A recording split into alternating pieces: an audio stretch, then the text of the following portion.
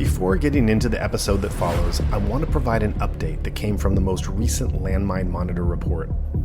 It concluded that Myanmar has recorded the largest number of annual casualties from landmines for the first time in its reporting.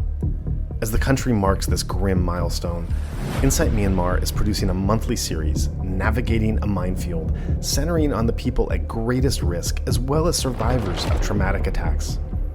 The series will feature Burmese and international experts providing important context about landmine use and explosive remnants of war endangering communities across the country. In cooperation with our media and humanitarian partners, we hope that this vital information will support risk education, raise awareness, and inspire action based on our shared responsibility to end this terrible threat to civilians. More about the episodes, as well as risk education resources, are available on the Insight Myanmar website. For now, let's get into the episode that follows.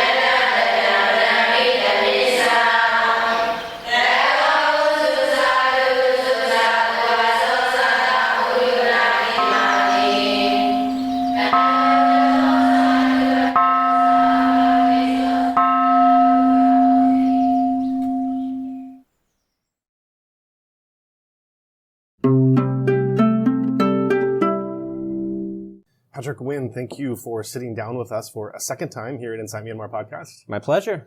We are speaking to you about your recent book, Narcotopia. We spoke to you a bit before. We encourage listeners to go and check out that interview, but this time we'll be talking about your in-depth research into with Narcotopia that looked into the Wa people and the Wa army and last several decades of involvement, as well as recent updates. I think a great way to start this conversation off and to get us behind the curtains of what this book is actually about is the title itself. So maybe you can break down how you chose this title and what it means to the story that you're telling. Yeah, sure. Narcotopia. Not a real word, a word I made up. Look, honestly, I thought it was catchy.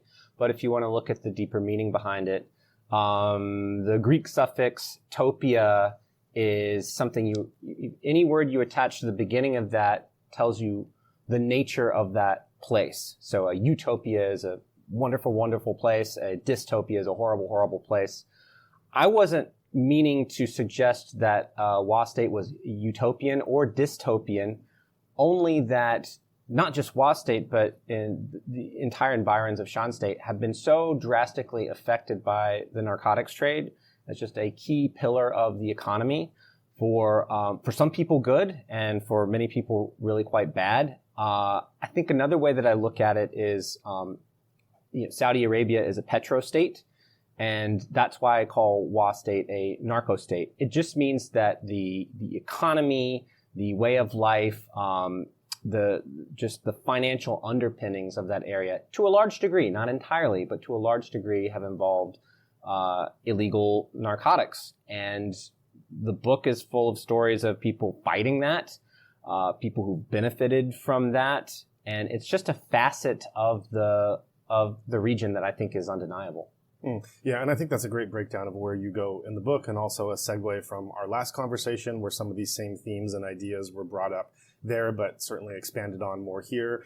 And before we get into going into the particulars of Wa state and some of the characters and history that you bring in, I think it may be advantageous to have a bit of Myanmar 101 for some listeners, because I think that or if not Myanmar 101, then looking at the Myanmar nation state 101, because I think one of the things that comes as a surprise for those that haven't really followed Myanmar's recent history and last several centuries is this phenomenon that the current borders of the Myanmar nation state, that at no time in history has any central authority ever laid claim to actually controlling them. And that's something that can be a bit hard to wrap your head around. And Wa State is not the only example of this. There are others. But if I'd like to prompt you to talk about just those peculiarities of when we look at Myanmar, that where there are areas in Myanmar, Wa State in addition to others, that the central government, or whatever you want to call the central authority, does not control now and has never historically controlled. Yeah, I think, we learn in grade school that here's a country, here's the map, and there's a government, and they control everything inside those borders. In Myanmar, that is just so not true. I mean, the borders of Myanmar that exist today were left behind by the British Empire. It's not that the British went in and really carefully calculated, what if we lump these people in? I'm sure they'll get along with everyone. I'm sure they want to be a part of this nation-building project. They just lumped in as much territory as they could. With the Wa people live on the farthest fringes of Myanmar, then called Burma, in the mountains. These are really rugged mountains. People are growing rice and corn on slopes. They would love to have some nice flat land to grow some rice and food, but they can't. It's a really aggressive landscape. And the Wa have controlled it more or less since recorded history. This influences the ideology of most Wa people, especially the Wa people I talk to. Yes, they'll say we're part of Myanmar. It's just something that you say. But deep down, they consider their territory theirs. That's non-negotiable. What's happening down in the lowlands of Burma, that would use the word lowlanders, is not necessarily their concern. It even influences what's happening now with the Revolutionary War. That is, to a large degree, considered something that people in the lowlands need to figure out. And the Wa will stick around to see the outcome. Not that the Wa haven't had a role in the current war, and we can talk about that later if you want, but that's the general point of view. It's their land, and I think controversially, I consider it a country. And I know that's controversial, but that's my point of view. Right.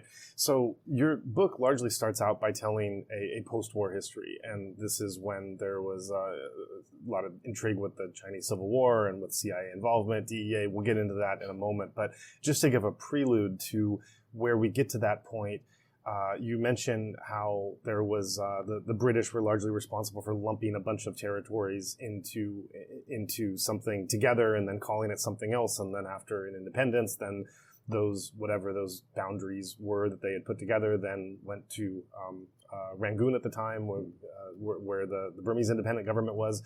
But I think it would be helpful to look at where the Wa first came into some kind of consciousness. You mentioned that since time immemorial, the Wa have been living here. Certainly we know that there was some British colonial contact with them. What was the nature of that? And was there, before the British arrived on the scene, what, if any, understanding do we have of the Wa in this region? Yeah. Well, I mentioned in the early pages of the book that the Portuguese explorer Vasco da Gama mentioned the Wa in passing in one of his volumes. Now, he never went there, but he heard about them, and he heard that they were cannibals. It's a great way to start thinking about the Wa because it was a rumor, and it was negative, and it wasn't true. Mm-hmm. And that really helps you understand what most people think of the Wa, I think even today, as a harsh people that live up in the mountains and do whatever they want. And frankly, it's a racist view. I think there are many people, even people that I like, will tend to have a dark racist view towards Wa people. When the British were drawing those boundaries, actually it's about the time that they were leaving and went to leave behind a nation state called Burma, there was a lot of hand-wringing over how to include the Wa.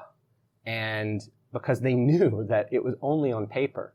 You go up into those mountains, and it's not a small region, by the way, that there were all these Wa villages, fortified villages with wooden barricades, like wooden walls around their fortifications. And the thing that you learn first about the Wa is that at that time they practiced headhunting, and they had practiced it for many centuries before. And that was literally the practice of cutting off rivals' heads, posting skulls, like a number of skulls, a ways away from your village, so that as people were approaching it, they would see that and say, maybe not. It was a way of maintaining their independence through shock and awe. And as I always like to point out, look, French revolutionaries cut people's heads off. Scottish Highlanders, probably in my bloodline, cut people's heads off. So they didn't invent this practice. Yeah.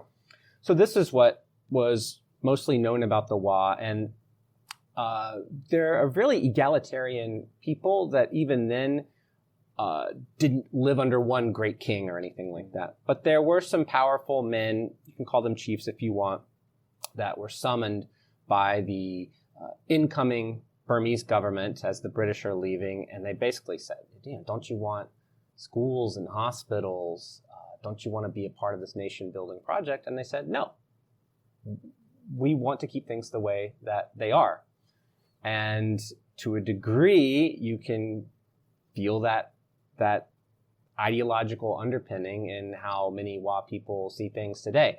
So, long story short, the British left, Burma the colony became Burma the nation state, and the Wa were just roped in, and it made no sense. And where things start to get tricky is when the fairly inept Burmese government, soon to be a military government by the early 60s, just worried that the Wa would be a portal through which Chinese communists would come in. And they had reason to worry about that because the Chinese communists were interested in the Wa. And at the same time, the CIA was interested in the Wa because this was sort of a contested space.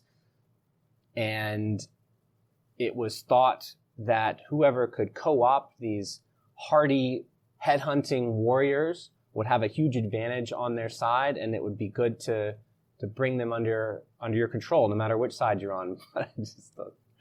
Bringing the Wa under your control has never been easy, and it didn't go as planned for anyone. So then that's a great setup for then being able to go more into the particulars of your book. And here we get introduced to one of your protagonists, which is Sa Lu. So he is a great vehicle to begin this exploration of the context that you said and to understand exactly who he was and by which means you were able to come in contact with him.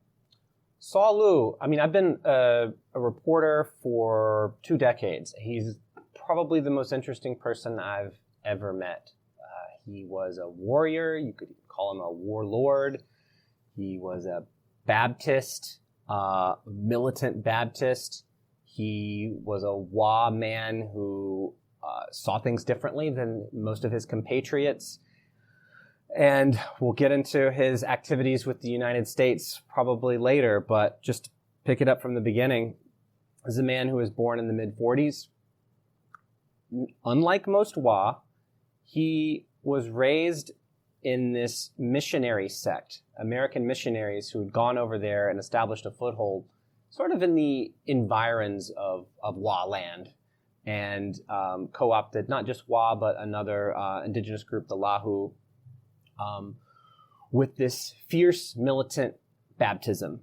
And there was a small pocket of Wa people who believed these American missionaries were truly sent by God, that they had been sent to convert the Wa to end their heathenous ways, and that, the sun shined out of their butt, basically. So Sa Lu grew up in that environment.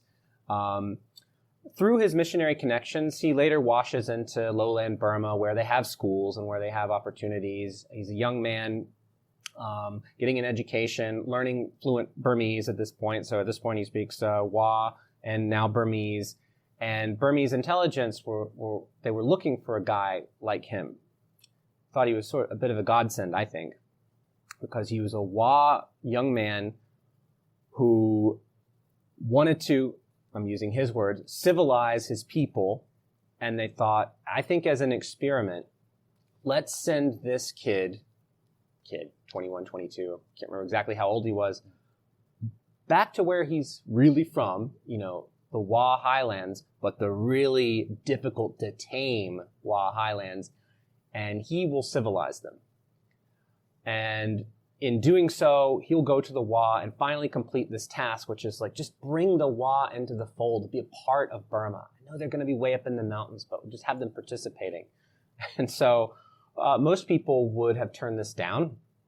He was an outsider to the headhunting part of Wa State, but he went there. He dragged his young wife there. He specifically had targeted this one very large settlement with hundreds and hundreds of people and big wooden walls around it. It's called Pangwai. And he walked past the skulls that were meant to scare him away and introduced himself, and they actually let him in. He was posing as a teacher, teaching them Burmese, and they were much warmer to him, I think, than he even thought. Just as an aside, all the Wa people that I've met and befriended in the course of writing this book have all been extremely gracious, warm people. I want to go shake Vasco da Gama and be like, hey, these people are all right, man. Yeah. But Sa Lu found the same thing. But his real covert mission there was to co-opt them into becoming part of the Burmese nation-building project. He realized that just culturally, the people he was around, they respected strength. And so he was posing as a teacher. They didn't really respect him because he had no raw power. There was a lucky break he had where, and this is pretty well documented, the CIA had dropped a lot of weapons around that area decades before. Not all of airdrops with crates filled with weapons, automatic weapons. And they had fallen around that area, and he became aware of this and was able to, very industrious guy, get the locals to tell him whereabout they dropped. And so he had a dozen or so weapons on his side. And that was the beginning of him forming his own militia up there. It is to his this would have failed with 99 out of 100 people. It is great credit to his charisma, which I fell under as well, that he was able to go from random Wa guy that showed up out of nowhere to be a teacher to a militia leader. And what he did is he tapped into their very legitimate fear that Chinese Maoists were going to come over and try to co-opt their village, which was true. Mm-hmm. Once he had his little startup militia, he didn't have any ammunition, and so the Burmese state started supplying him with that.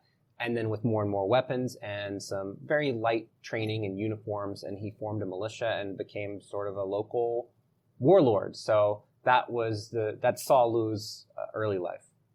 So when you mention that Sa Lu had this desire to want to civilize his people, civilize the Wa, that civilize in quotes can mean any number of different things. And in the case of Sa Lu, you mentioned his Christian background. So one thinks about the role that might be playing in it, which interesting that he got connected with the Buddhist Burmese state that would have very different aims. But from what you understood of Sa Lu's mission and his own ideology at that time, what did bringing civilization mean to him in the context of the Wa territories?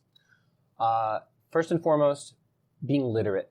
He put a high value on being literate, being able to read and write. Didn't matter the language, you need to be able to read and write. This is also core to a lot of Christianized groups in Myanmar, where that's sort of the opening act, because they need to learn how to read the Bible in their whatever language. Literacy. Look, he had a lot of negative comments about his own people's hygiene and bathing habits. And ultimately, he would like to have them accept Jesus Christ as their Lord and Savior. Because he's a savvy guy, he saved that sort of for later. That wasn't his opening gambit. But teaching them to read, that was really key to it. And then to become a unified people. So and you see this with a lot of mountain cultures, because the mountains were so rugged and it takes, days to walk to the next village and then more days to walk to the next village, you didn't have this one cohesive group. I mean, this settlement might have beef with this settlement and might be allied with this one. It was just kind of a constellation of very complex drama happening up in Wa State. And he said, no, we're Wa people. We need to stand together as one, a unified people. And I don't think Sa Lu had any deep love for the Burmese state, but they were the one that bankrolled and assisted him in going up to civilize them, which means everything that I just explained.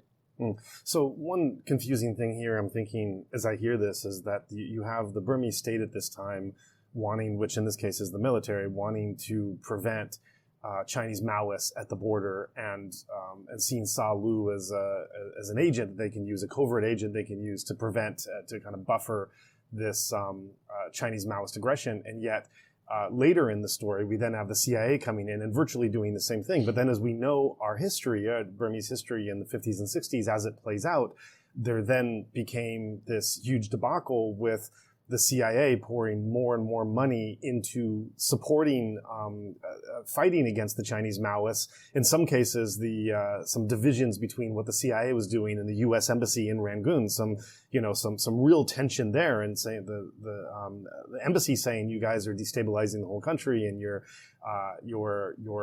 affecting Burmese-U.S. relations and everything else, and the embassy itself couldn't get a handle, let alone proper information on what the CIA was doing. And then that developed into whole things in later years that we can get into with the KMT and the evacuations to Taiwan and everything else. But so I guess the confusing part here is that, hearing the story that came later, one would think, well, okay, so the CIA and American foreign policy has basically more or less the same approach to wanting to limit the Chinese Maoist incursions into Myanmar as the Burmese military, the Burmese state. So yeah, they're why wouldn't they just work together? Why would they be at crossroads when it seems like they basically have the same aim? But as we know, Burma's a lot messier than that. So I can clear up that confusion easily. The Burmese state just had so little influence over that whole mountainous region that the Wa inhabited. If they, as a sign of their desperation, they picked a guy in his early 20s named Sa Lu to go pose as a teacher and maybe pick around the edges of, hey, you guys want to play nice with the Burmese? I mean, this was a pretty crap strategy, frankly. Yeah. Sa Lu made the most of it and kind of ran with it, but that just shows you how desperate they were. They didn't really know what they were doing. Just rank incompetence, and also the difficulty of trying to influence people up in these high mountains that are really far away from lowland Burma. So why wouldn't the CIA team up with the Burmese? Well, on this particular project, the teaming up with the Burmese would have given you very little benefit. The mission of the CIA, and I should say a lot of the grunt work was done by the CIA's junior partner, which was the Taiwanese. What they were really focused on is all of these anti-communist pouring out of China because they'd lost the Chinese Civil War with the Maoists at their heels. And so all of these Chinese guys with guns and on horseback are rolling into not just Wa State, but Shan State writ large. Yeah. And the CIA was trying to build, that's where dropping the guns came from. The CIA is trying to build them up into a fighting force so that they can, and they really believe this, go back and win the country back. We're talking about several thousand guys with horses and guns up against the massive Maoist machine that had just won control of China. Mm-hmm. And so all this stuff is just happening around the Wa Mountains. And so when it became very clear that these anti-communist Chinese, often called the Kuomintang, but when I met people connected to that world, they said, don't call us that. Anyway, they would call themselves Chinese exiles. When it became very clear that they weren't going to go back into China and win the country back, you start to see all these other kind of desperate moves from the CIA in Taiwan, and it's like, can we co-opt the WA to fight the Maoists, or what can we do? And so all of that is happening around the time that Sa Lu is becoming a young warlord in the WA Peaks, and there were other warlords around as well. Yeah, so this is where we start to get into this legitimately messy situation of the Maoists there's some fear of them coming and crossing the border and spreading the revolution, of these many Chinese exiles, the men with guns on horseback that there's some thought about a futile mission that they can go and retake China. When that doesn't happen, well, then now you have the issue of several thousand Chinese exiles causing any number of problems up in the northern hinterlands of Myanmar. You have the growing Burmese military state that's taking hold as well, and then you have the covert CIA activity that's also happening, probably a lot more in those years as well that we're leaving out, just to give some sense of the messiness. And then you have Sa Lu in the middle of all this. Yeah. And so, which is why you make him a protagonist in your book, because through his story, we learn about these greater geopolitical and geostrategic aims that are happening through the way that he's being used, and then we can say the way that he's using his growing influence from these other partners. So let's carry on with Sa Lu's story within this messy context that we've now set. So another thing that Sa Lu, being the good Christian warrior that he was, didn't care for much was opium. Opium is something that the Wa had traded for quite some time. The Wa Mountains is really a bountiful place to grow opium, grow the opium poppy, I should say. For whatever reasons, the soil is very alkaline. The poppies that grow there are very potent. The more potent the poppy, the more efficient your operation is. So, all around those Wa Peaks, they grew a lot of opium and they sold it. Didn't so much smoke it, but they sold it. And so what happened was, Sa Lu becomes sort of a warlord in Pangwai. You have these other Wa warlords that were mainly focused on growing opium poppies, and they interfaced with the anti-communist Chinese that had washed into Burma, who had wisely realized that the CIA was wrong. They were never going to go back and conquer China, and so they maintained the guys as anti-communist freedom fighters, but mostly switched over to industrializing the opium supply in northern Burma. They were incredibly good at it too. Quite a few among them had been opium traders in southwestern China before, so they really knew what they were doing. Hey, one of the reasons that you get kicked out of Maoist China is because you're a landowner, a business owner, a merchant, and so this group was well suited to know how to build an opium trafficking powerhouse. And so that's essentially what they did. They set up shop on the Thai-Burma border, still doing their mild incursions up to the Chinese border to do their freedom fighting stuff, but mostly focused on sort of lording over the opium supply. A lot of it they got from Shan peasants, sometimes through forcible means, but these Wa warlords, they had a lot of opium, and they start selling selling their supply to these Chinese exiles. And so that's how that all clicked together. At the same time, the CIA is seeing that, oh, wow, so one of our assets, these opium and heroin producing exiles, have now a cozy business relationship with these Wa warlords right on the border with China. And so you start seeing the CIA. Again, I want to give Taiwanese intelligence agents a lot of credit because they really did the grunt work. They already speak Chinese, which is a sort of lingua franca in that area. They go in and they start asking these Wa warlords, of which Sa Lu was a member of them, can we put listening stations along your border? Is anybody interested in doing little raids or incursions into communist China to spy, gather documents, tap phone lines? And they found among these Wa warlords people who were ready to accept those tasks. And so you have these warlord guys and their little crews sending people across the Chinese border to wreak havoc. One story I was told involved like blowing up a bridge to create a diversion, to go kidnap this guy and get his files and all this stuff.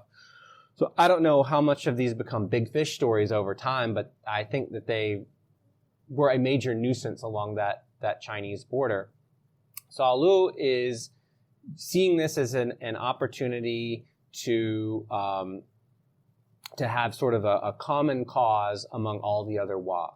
Oh, okay, so now you are pivoted against the Chinese communists. That's exactly what I want. Communism is an enemy of Christianity. And so now we have this common cause. Yes, we're anti-communist. We're Wa. We're all cohesive. And so the CIA and Taiwanese intelligence agents coming in to kind of stitch some of this together worked in his favor as well. So then in this case, Sa Lu is becoming a double agent. Is that correct?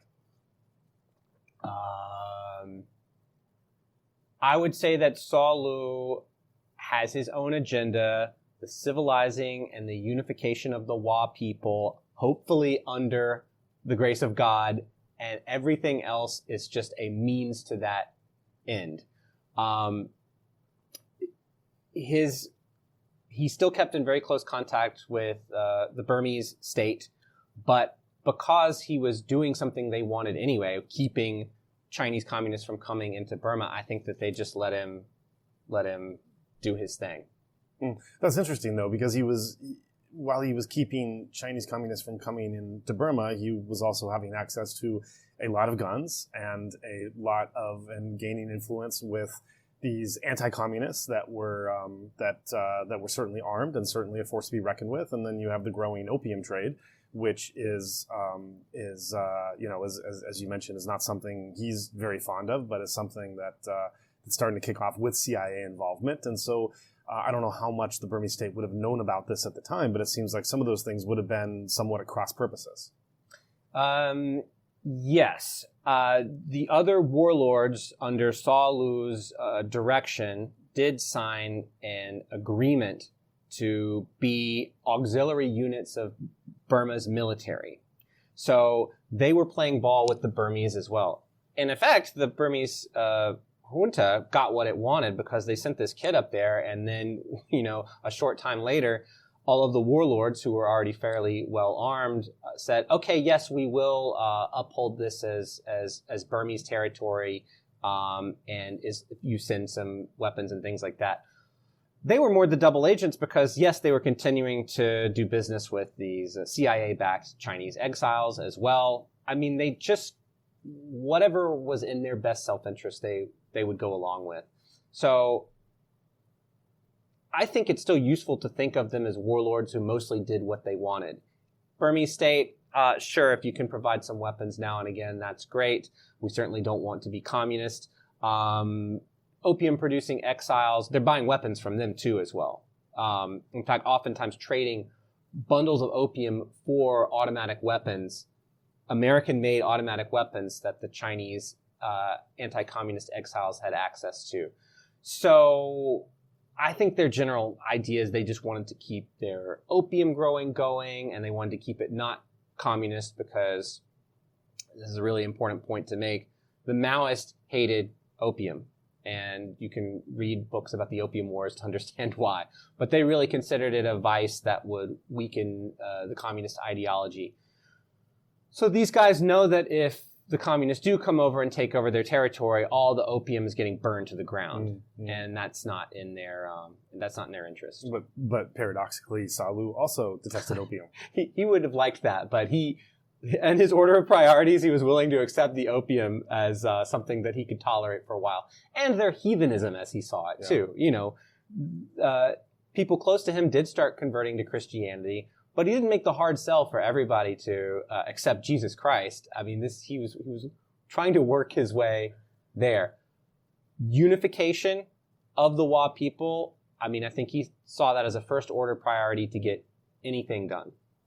Right. So just taking a slight detour before we get back on the history of the Wa, as the American covert activity is starting to support this growing activity which involves opium, we then have to look at the ensuing war on drugs and to ask if there's a connection there, if some of the narcotics that are coming out of Wa State, where that ends up, and if we start to see that going through some American lines as well.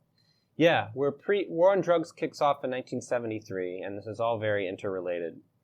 What's happening is, as we get into the late 60s here, opium farmed on some hillside in Wa State is being sold to a CIA-backed anti-communist, let's call them militia, based on the Thai-Burma border.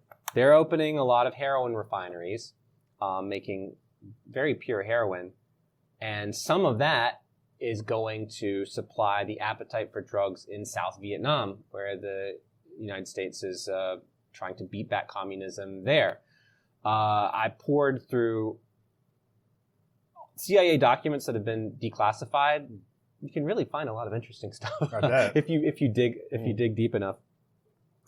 That are basically saying we're seeing a lot of new heroin refineries go up around that Thai-Burma border where their CIA-backed Chinese exiles had control. We're seeing a lot of heroin refineries go up for the purpose of supplying U.S. soldiers in South Vietnam. If you're wondering how a bunch of American soldiers could warp the market for drugs, boy did they ever, because they had an allowance, a stipend, they had a little cash in their pocket. It wasn't much by American standards, but it was something. And they could actually afford to buy heroin. They were also extremely traumatized, so they had an incentive to want to get high. This is just, at the time, most people in Southeast Asia live on a farm. They don't have cash anywhere in the house, maybe a little to buy sugar and salt or something. They can't support a drug habit. All these Americans with stipends in South Vietnam could. So you're seeing a pipeline that actually leads to opium grown by the Wa ending up in South Vietnam. I think if you ask the typical Wa poppy farmer to explain all this back then, they would have no idea what you were talking about. And they would have a very dim idea of what was happening in Vietnam or what America really was. Yeah. But that's how it was going. That's how it was playing out. Right. So then if we could take a wider perspective, and obviously it's probably a case where the left hand doesn't know what the right hand is doing, can we say that that in order American foreign policy was looking at, or at least covert action was looking at, in order to prevent the possible spread of communism in northern Burma, they were funding a drug trade, which was then going to Vietnam to weaken the American response to communism and contribute to losing that war in Vietnam? I think that's one way to put it. This is, when you start looking into CIA activities, the first thing you learn is they're very, very bad at predicting the consequences of their actions. The CIA, first and foremost, exists to promote and strengthen American influence and power around the globe. And whatever its pet causes at the time, this time we're in the middle of the Cold War, genuinely terrified of communism and would do anything to stop it. That is priority number one. If you have to get involved with a opium trafficking militia, then you do. And actually, it's kind of convenient because they traffic opium and you don't have to spend U.S. taxpayer dollars to prop them up. They can do it themselves. If they can kind of hold down the fort in this part of the globe, if you imagine a giant game of Risk, and this part is secure because there's an opium trafficking and heroin trafficking militia there holding down the fort, good. Then you have all these second order consequences where, well, those drugs go somewhere and then they end up in the veins of American soldiers. And I don't know how CIA officers at the time felt about it, or if they felt embarrassed by this, or they just thought it was the... Do you think they knew? Were they tracking that? I think you can read these documents that show that absolutely they knew. And this spawned a monster, because when we think of the war on drugs, one of the first things we start thinking about is drugs coming from Latin America. But actually, the real impetus for the war on drugs was GIs coming back home to the United States after serving in Vietnam, who either talked about or were still suffering from drug addiction to heroin. And you start seeing articles in newspapers around the country pop up, and this organic demand that the American public had. Like, what the hell happened over there? I thought we were fighting communists, and my son or my brother or my dad has come home with this drug problem.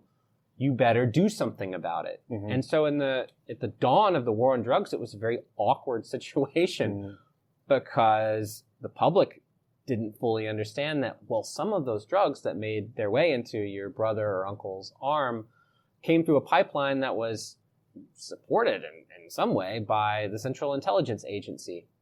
And so there was a directive to clean that up. In fact, as the DEA is created, this is under Nixon, heard you loud and clear, American public. We're going to go around the world and we're going to stop these criminal enterprises from spreading drugs that could end up in America. They go in and they look under the covers and they say, whoa. You see in the just before the DEA is going to be formed, there are other agencies that would later become the DEA, but this push has started early 70s. And they go to Thailand and they cut a deal with these Chinese exiles, and they say, you got to hand over all the opium in your warehouses, and we'll pay you $1 million, if I'm not mistaken. It's in the book, as compensation for this opium. And then that's it. You're out. And what you can be is an anti-communist force minding the Thai-Burma border, which is what you were supposed to be doing in the first place. And so trucks of opium are brought to a Thai military base in northern Thailand, and they dumped jet fuel on them, and they burned them, and that was supposed to be it. We're out. Fresh start. And it didn't work. The opium trafficking exiles start right up again next poppy growing season and continue their work. And so it created quite an uncomfortable situation at the beginning of the war on drugs. So just to clarify, are you saying that the DEA paid the opium growers, which were largely these anti-communist fighters, that the DEA paid them to burn the opium that the CIA was paying them to grow? Well, it wasn't the DEA. It was a precursor agency called the BNDD, which, if I'm not mistaken, is the Bureau of Narcotics and Dangerous Drugs. So it's a prototype DEA agency. Look, I want to be clear here. The CIA, there wasn't like a CIA officer hanging out in the headquarters of the exiles' territory saying, good job, boys, with that shipment. I mean, what the CIA was getting from them was intelligence. What's going on around that border? Can you send some guys up to the border of China and see what's going on and let us know? And then when it came to their opium and heroin producing enterprise, it was kind of hands off. So you can go back and see articles where a opium trafficker gets caught by American law enforcement, and he says, hey, I'm with those guys, and they're in good with the CIA, so you have to let me go. And then the guy gets let go. So I don't think the CIA was thrilled that that's how they supported themselves, but they didn't want to upturn the apple cart and have all that intelligence go away. But one can make the argument that burning their whole cash crop is upturning the apple cart. So, well, there's always more. There was more where that came from, and they got paid. Yeah, they got paid $1 million. This is $1 million in the early 70s. It was.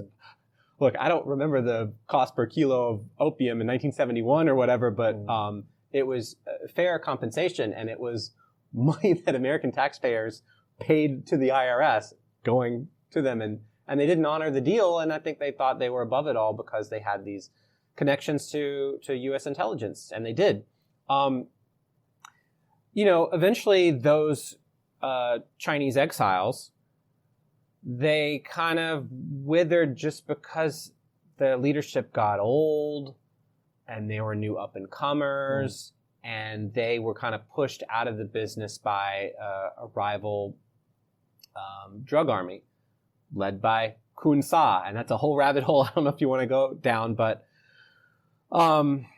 they sort of died from old age, you might say. So there's no moment where the CIA comes in and says, "Party's over, boys." Yeah. They wanted to keep that flow of intelligence going, and I don't know how valuable the intelligence was. I mean, I think they would make the case that, listen, fighting communism is more important than drugs, and so this is a compromise that is worth making.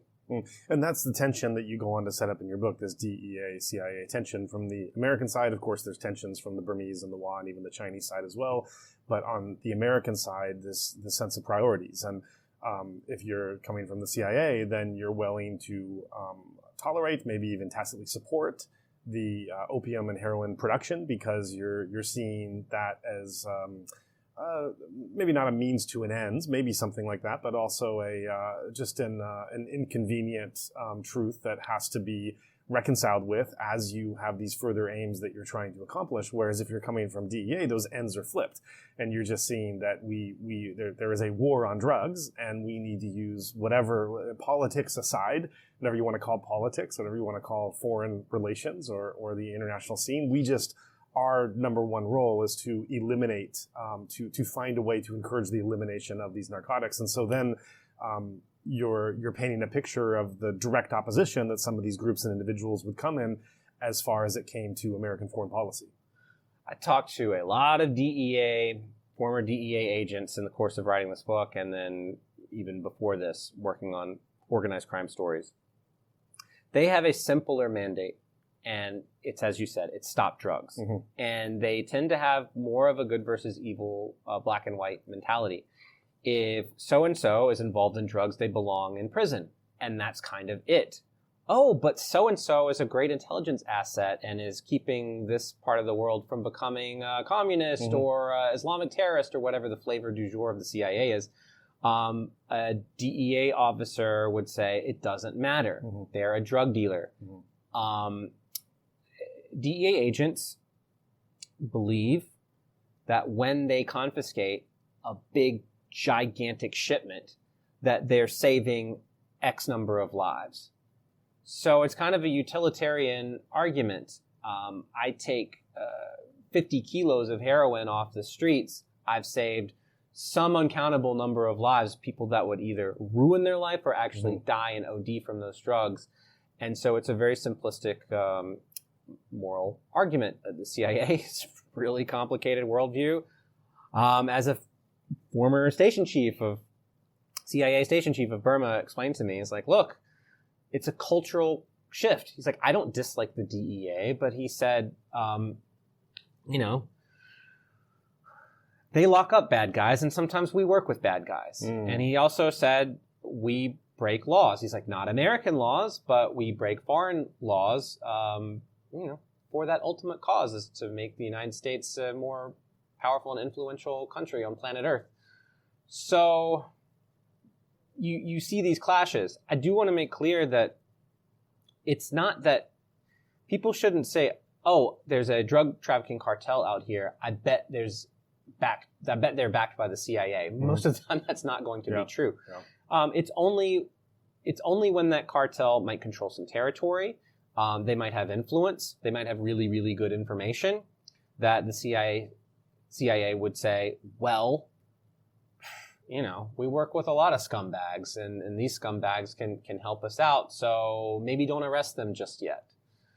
That's kind of the calculus. Although it can also be just as morally compromised from the simplistic good versus evil DEA side of it, because then as time goes on, there could be a rationale that these individuals that are helping to stop the drug flow, well, they're good individuals we should work with. Well, what if those individuals that are stopping certain access to drugs, opium, heroin, what if they are also committing human rights violations? What if they are also oppressing their own people? What if they are also stopping democracy? And they can make that same morally compromised argument. Well, sometimes you have to side with bad guys in order to get the objective that you want. And so, and that's where you get to the messiness of Burma again. Look,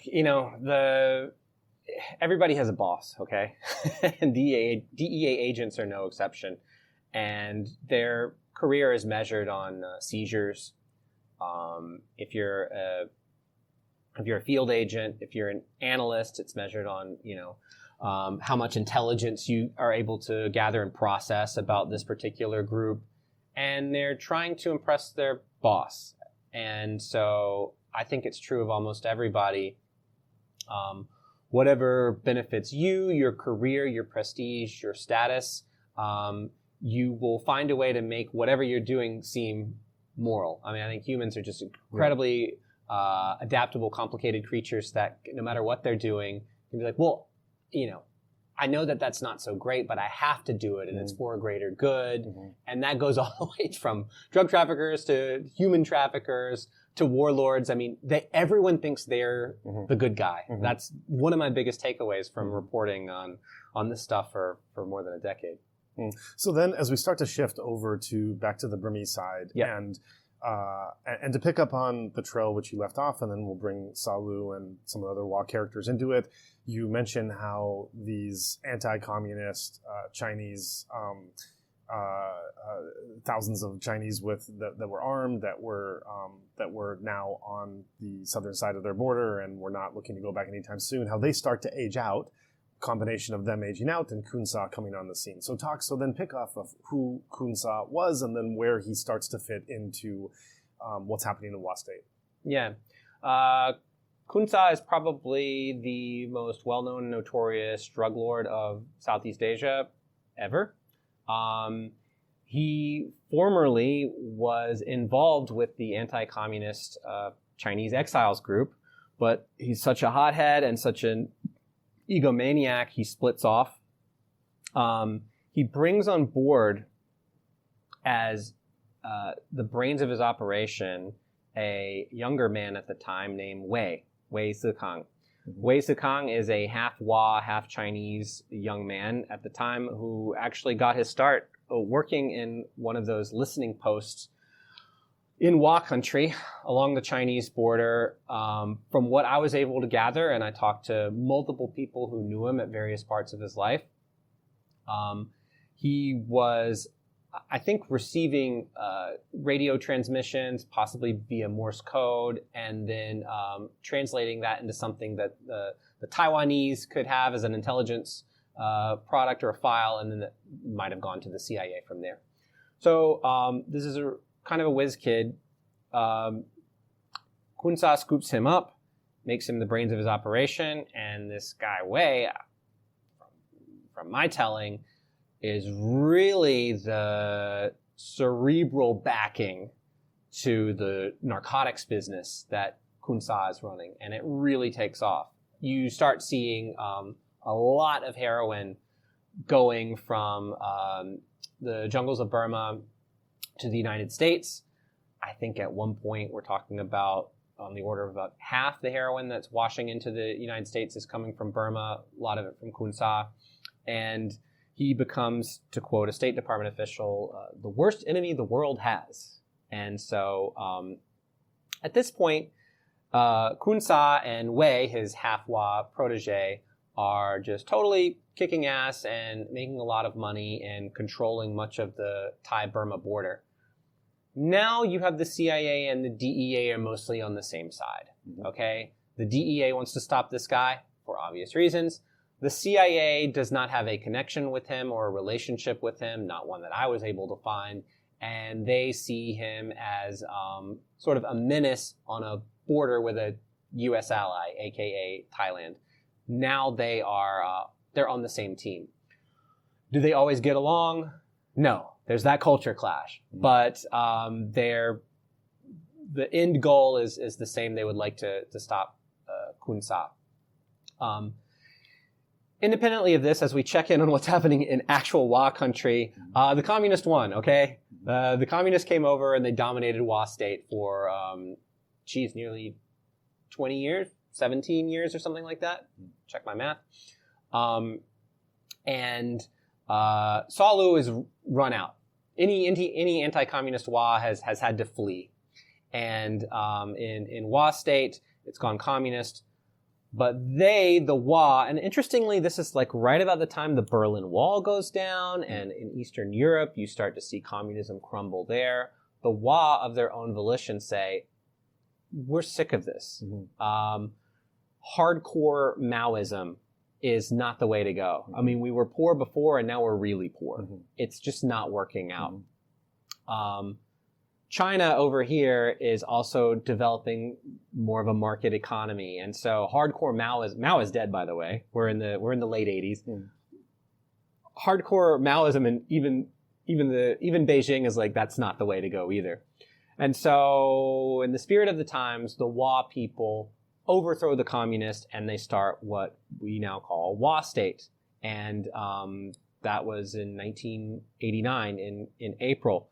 So they're starting up what is essentially their own country or a proto-country. And they go to the Chinese and say, we don't want to be a problem with you. Can we trade? The Chinese say, okay. They go to the Burmese junta and they say, we don't want any problems, but here's the deal. You're not coming in and out whenever you want. We'll say that we're part of Burma, fine. But we run the show up here. We don't want any problems. Can we all get along? And the Burmese junta says, sounds good. I think because no one really wants to pick a fight with the Wa. So we got other problems. Sure, go for it. I think the main thing is they didn't want the Wa to say, this is Wa land. We're going to the UN and we want our flag on the wall. Yeah. And so to put a bow on it, the Wa need money. They're starting a new nation, right? And the only way to make money that they've ever seen is by producing opium and heroin. So they become sort of a mini cartel in the beginning too, and now they're starting to produce as rivals of Khun Sa, who's down on the Thai-Burma border. And how Sa Lu fits back into this, the leadership at the time fishes him out of obscurity, and they say, you used to be a big deal around these parts. Mm-hmm. We're sick of communism. We know that you were anti-communist back in the day. Would you like to be a part of this nation-building project? So that's where we are in circa 1990. Fascinating stuff. Yeah, just fascinating. So this is such a transition period, not just globally, but certainly in Myanmar. And if we go back and look at what was happening with the Burmese state at the time, and obviously 1988, post-1990 elections, and with the new regime now in place, this is where this crony capitalism and natural resource extraction, everything else really starts to kick off. So the level of corruption and malfeasance on so many levels is kicking into high gear just nationwide, right when the Wa are also proclaiming their own independence by not waving their flags, but by virtually being independent and yet not making a big fuss about their independence, which allows them paradoxically to keep it as the heroin opium starts to go into high gear as well. And Sa Lu comes back being a very much anti-heroin, but yet is invited back into Wa state. And we have a number of other Wa actors that are also starting to take place there, as well as Khun Sa, which, as you say, seems to be disliked by many people at that time, and yet still manages to retain power for many years to come. And so then take us back into that progression and what starts to happen in this very volatile cocktail that we're building up. What begins, and this I think is really the most fascinating part of the book, what begins is sort of a battle for the soul of this emerging Wa nation. So a big part of Sa Lu's original dream has been fulfilled. The Wa people are united. Wow, they've got borders now. They've even got a nascent army. So what type of nation is this going to be? Mm-hmm. Well, I mentioned before Khun Sa's wonder boy, Wei. He has had a falling out with Khun Sa, which is a long dramatic story, but long story short, he goes up to the Wa nation and says, I'm half Wa. I grew up around here. I think you need me. I think you need me as your financier. Mm-hmm. And I'll focus on Wei, but he had two brothers too who were a big part of this as well. So they kind of came as a team and they said, you guys have been living in a communist dystopia for a while. Mm-hmm. And, look, I was running essentially, I'm sort of imagining how he saw it, mm-hmm.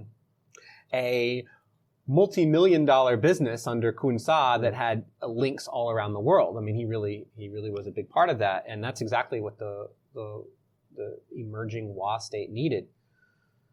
So the Wa leadership, this is two guys. One is named Zhao Nilai, another name is Wei Xuegang. Wei Xuegang. Bao is the current head of state of Wa state. Still around. He's quite old. But these two guys are kind of running the show. They're the ones who threw out the commies, and they take on Wei as it sounds good. We do need money. We're desperate for money. At the same time, Sa Lu is in the picture, and he's saying, whoa. Absolutely not. Mm-hmm. We need to be a pure nation. We need to be a nation of morals. If you start going down the drug trafficking route, you're going to end up like Khun Sa, aka the worst enemy the world has, according to the United States. And it's just going to lead to our ruin. We'll always be pariahs. Sa Lu, being raised by an American missionary sect, he says, yeah, we need relationships with Burma, which I can help with, relationships with China, that's great, let's keep things. We need a relationship with the United States as well. Mm-hmm. Because the United States, in his eyes, is a moral Christian nation that helps the little guy. Mm. And we're the little guy. Mm-hmm. And let's begin this project of reforming our image. And so the leaders of Wa State have Sa Lu on one shoulder and Wei on the other, and they aren't sure exactly which direction to take the country. It's so fascinating, that dynamic that you're painting there, because on one hand you have Wei who's saying that, look, we have this natural resource at our disposal. I know how to run it. We can be independent.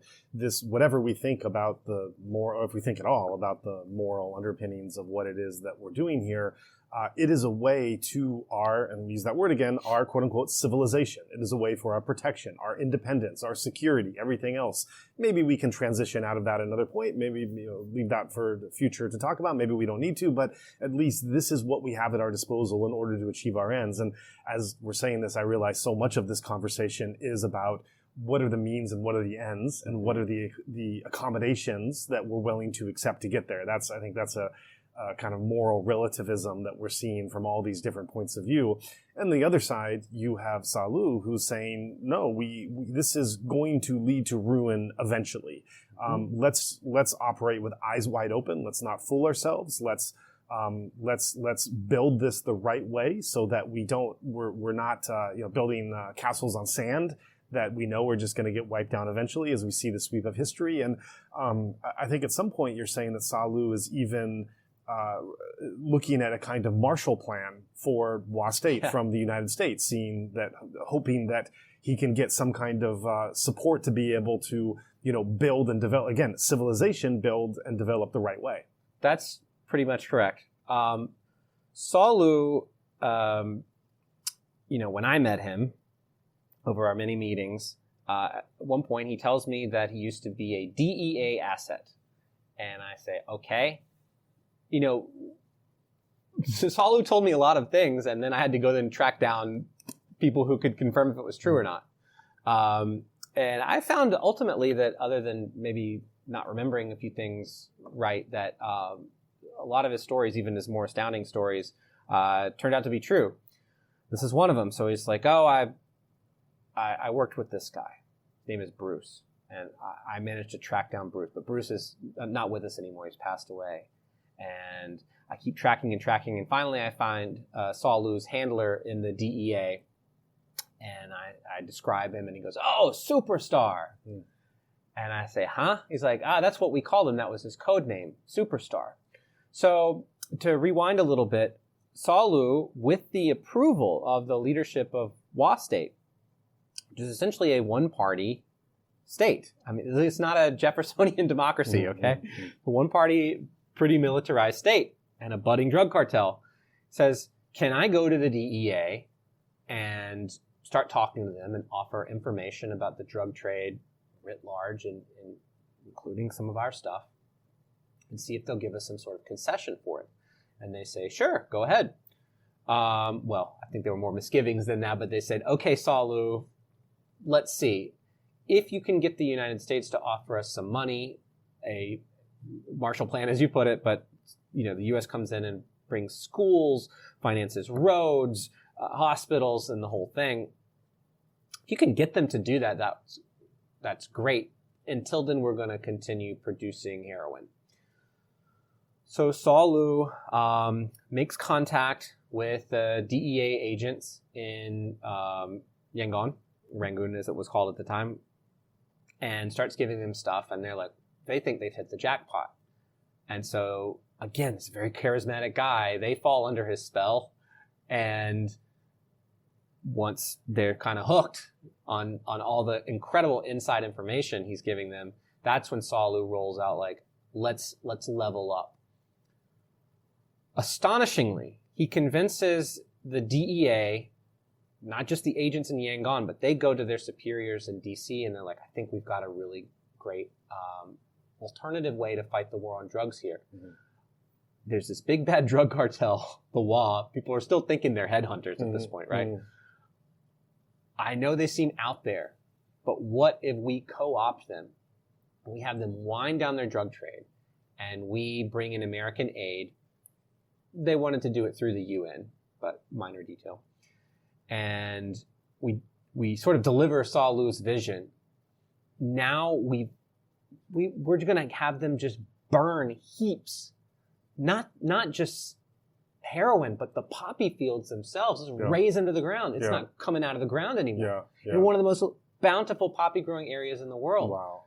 And the DEA signs on. But they become very, very, very interested. And, well, we know that's not what happened, right? WA State is still a pariah, so the plan didn't work out. But that was always Sa Lu's dream.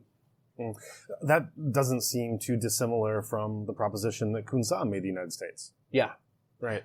Yeah, he just, he was always viewed with intense skepticism, of course, by the DEA, but by the CIA as well. And that skepticism around Khun Sa increased when he started trying to not just, hey, I'll burn all of my crops if you give me X million dollars, when he starts becoming really antagonistic. At this point, Khun Sa is saying to reporters on mainstream TV networks, to a U.S. audience, you have a nuclear weapon. George H.W. Bush was the president at the time. You have a nuclear weapon, Mr. Bush, but I have a button too, the opium button, and I can press it whenever I want, meaning I can dial up the amount of heroin that hits your streets. So, I mean, once you're talking like that, you're too far gone, and the DEA, CIA, and the American establishment in total did not like him being on that border.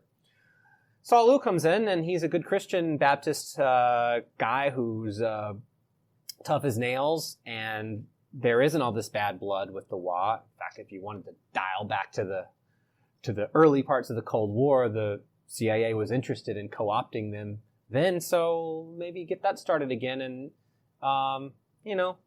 the WA occupy a lot of vast territory on the border with China. Wouldn't it be nice to have a U.S. client state or satellite there? I mean, it's a more appealing proposition. It is, and you're setting up a lot of dynamics that it would really make a lot of sense for the Americans to want to have more influence, more connection, more friends, and also lessen their own threats to be able to minimize some of the dangers that they see there. So it's an obvious question, why didn't it happen? Oh, for a number of reasons. The DEA was super gung-ho about this. Super gung-ho about essentially, creating this drug-free U.S. satellite on the China border. That is not something the DEA should be doing, according to the CIA. I think a lot of it was actually personal. Guys, you don't go around the world making U.S. satellites. We might. That's not your job. You're supposed to fight drugs. What are you doing making funny backroom deals with a drug cartel anyway? Point two is that the CIA just didn't buy it, and they didn't trust the WA, and they thought this was kind of a zany idea. They already, all this is happening in the U.S. Embassy in Yangon, they already were feuding the DEA and CIA for reasons I've explained before. Another really major reason has a bit of nuance to it. So if you want to go and bring civilization, to use Sa Lu's word, but no, you want to bring schools, hospitals, clinics, and American greatness to Wa State, you can't just teleport into Wa State.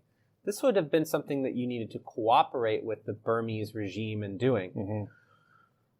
The Burmese regime, when the DEA wanted to go visit Wa State, which they did quite a few times, it was on a Burmese regime helicopter that they went in.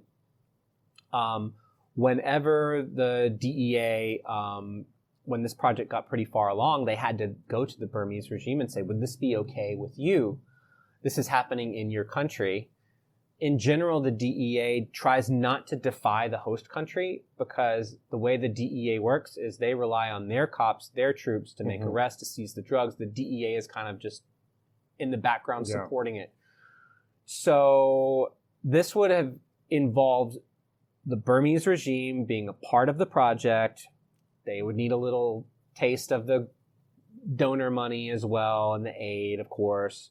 And it would have been a total rehabilitation of their image. Yeah. The big bad Burmese regime, hey, actually, you know what? Maybe they're not so bad. They're actually participating with the DEA and taking down a drug cartel. Right. Isn't that nice? Wow, what could happen next? Maybe they'll actually go after Khun Sa. Hey, you know what? Maybe they're our buddies now. This was... The history going in that direction was anathema to what the CIA wanted. They were trying to whittle down the Burmese regime, and so was much of Congress. So the CIA was against this plan. And what ensues involves wiretapping DEA agents' homes in Yangon. This is against the U.S. Constitution. The CIA is wiretapping this. They're wiretapping their own, federal employees' homes. The CIA can wiretap foreigners' homes. You're not supposed to wiretap an American's house, a U.S. citizen's house. That goes beyond the remit. Some of this stuff made it to court, and if I remember correctly, some of the rationale was, well, it was an American's home, but it was in another country. That's a loophole, right? So there was a whole lawsuit full of these accusations filed by a DEA agent, and so I drew a lot from that, from the book. And ultimately, the CIA found a way to sabotage this project before it could get off the ground. How does that affect our main man, Sa Lu? Well, he looked like a clown, basically. I mean, at one point, Sa Lu had gathered the heads of Wa State and all the great men and women of Wa State on a mountain top, and the DEA was supposed to fly in and provide the original seed money to get this project going. He'd put up bunting, and he'd put up a signpost, and it was meant to be a great day. The fusing of the Wa and the U.S. civilizations. You're hearing some of Sa Lu's grandiose descriptions filter into my language because that's just how he thought and how he talked. Yeah. In epic terms. So they're waiting on the mountain, and they're waiting on the mountain, and they're waiting on the mountain, and no one comes. And because the CIA has made sure that this thing is killed in its cradle. And Sa Lu has to go to the leaders, which was Zhao Nilai and Wei Xuegang, and say, I'm sorry. I don't know what happened. They're upset because he's made them look like fools. And Sa Lu's image really deteriorated after that because of the CIA. So they hurt him pretty bad. So we see today what Wa State has become with its military, with its connection to China, with its being a narco-state, as you describe in the book. We see all of that. So the question then comes, and looking at this missed opportunity, do you think that looking back at it from where we sit today, from that vantage point, do you think that an epic possibility was missed that could have redirected the trajectory of history in the region? Or do you think that this was always something of a pipe dream of a charismatic Sa Lu that really didn't have any chance of progressing the way that he envisioned it in his mind? That's such a good question. I'm going to answer it two ways. One with my heart and one with my head. My heart says, wow, as somebody who's been critical of the violent nature of the war on drugs, my heart says, wow, what an incredibly ingenious way. If your goal is to stop production of drugs, go in and befriend these people who they're not just a drug cartel. Cartel is part of their government. But this is a people who have an agenda to have their own independent, call it a country if you like, I do, that's free from the persecution from anybody, including the Burmese regime. And, drugs are just a means to get there. Well, why don't you, zoom the elevator to the top floor and get them there, and they can give up the drugs. It just was so clever, I thought. And so, you have to mourn that possibility. I don't know exactly how it would have turned out. My head says, China and Chinese intelligence are extremely clever, and they really care about that border. And they are simply better at managing that border and Wa people in general than the United States ever will. And so the creation of a pro-U.S. Wa state on China's back door, I don't know what that would have led to. Probably nothing good. China, and I think, frankly, any great power is not going to tolerate something like that. So eventually, it probably would have crumbled for that reason. So those are my two answers. I guess the second one is my real answer. Right. Well, we only know what actually happened, and what happened was the development of a narco-state with a very formidable army, military, with closer relations with China. And so that's where I'd like you to lead us today, is to looking at where we know this history then went, where it led us to today, and looking at what then happened with the development of the Wa state, of Wa leadership, of their relations with China, of how powerful their military was to become, and how much of a player they are in the region, and then what we also know of the dynamics of this internal state within a state, or maybe just a country itself. Yeah, we'll fast forward to the modern day. So now, principally, the narcotics that are produced in Wa state are methamphetamine and, to a degree, ketamine. These are synthetics. Is actually, I think I give a lot of credit to Wei Xuegang and his brothers for overseeing the transition to synthetics, which is the future of narcotics. You don't have to grow some plants out of the ground and oversee a peasant army of opium poppy growers. You mix some chemicals in a lab, and that's your product. So that is still a key part of the Wa economy. Things work a little differently today, though. The Wa on the narcotics side have a more sophisticated operation where they will provide land, usually to a Chinese syndicate that wants to come in and build the meth lab, and they will tax it. Any government eventually wants to get to this point. Let commerce play out and you take a tax. Wa senior officers don't want to be in the drug lab mixing things up. They don't care about that. Give us 10%, give us 20%, whatever. And that's where the profit comes from. So that's how it works now. The degree to, how much of the Wa GDP comes from narcotics versus mining, which they also have a big operation in, I have no idea. I don't know that they know. What is it they mine? So tin, T-I-N. Although I have heard that some of the supplies of that have run out. I mean, at one point, tin was going from Wa state into the Chinese market and then going into people's gadgets. So you have this narco state that its leadership is wanted by the DEA, also supplying materials that might go into your Samsung phone, right? Nothing against Samsung, I don't know that. I've just pulled an example out. I'm sure Samsung phones don't have bad stuff in them. Anyway, don't want to get sued. And now increasingly rare earths. So that's, I think, an emerging profit center for the Wa. The narcotics are still there too. I mean, I skipped this part. Eventually, they conquered Khun Sa's territory. Mm-hmm. So now they control all that border with Burma and Thailand, and that Khun Sa used to control. So again, it's all real estate. You need a place to produce narcotics, and you need a border to put them into the country that can either consume them or has ocean access that you can ship them abroad. So it's kind of a hands-off landlord model. Somebody else comes in and we tax it. Politically speaking, I think I said in the last pages of my book, I'm not sure what Myanmar's regime will look like in 5 years, whether it will have crumbled, but I think Wa State will be around for another 50 years. I still feel that way. Wa State is a client state of China. It runs on Chinese business. It runs on Chinese infrastructure. The mobile phone towers in Wa State come from China.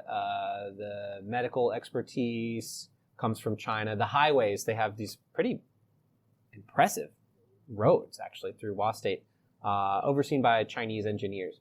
So China has really invested a lot in Wa State. They're not even shy about it. When Wa State has big celebrations, senior diplomats appointed by Xi Jinping will be sitting beside the leader of Wa State, Wei Xuegang. So it's a Chinese satellite. What you're going to see increasingly, I predict, is that Wa independent spirit and that Wa independent streak becoming more and more uncomfortable with that. China has them over a barrel and can dictate terms to them. But there are, trust me, a lot of Wa people who are uncomfortable with that and just don't like that state of affairs. What they can do about it, I don't know, because they're next to a rising power. But by and large, if Wa State is, I'll put it even more plainly, I know through sources I have that before any Wa leader does anything, they think, is this going to annoy Beijing?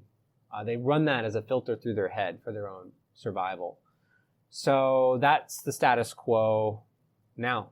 And probably is a recipe for continued stability, more so than the regime in Naypyidaw. But, the Chinese really have a lot of leverage over them.